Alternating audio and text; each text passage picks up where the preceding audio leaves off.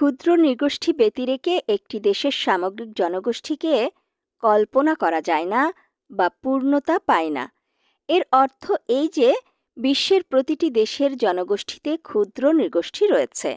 যদি বইয়ের ভাষায় সংজ্ঞায়িত করা হয় তাহলে বলা যায় একটি দেশের মূল জনগোষ্ঠী থেকে সামাজিক, অর্থনৈতিক ও সাংস্কৃতিকভাবে ভিন্নতর যারা তাদের ঐতিহ্য, কৃষ্টি ও আইন দ্বারা সম্পূর্ণ বা আংশিকভাবে পরিচালিত।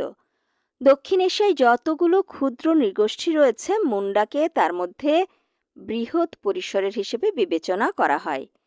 ভারতের ঝাড়খণ্ড ও রাঁচি এলাকায় তাদের আদি নিবাস, কিন্তু ধর্ম ও সংস্কৃতি ভারতের।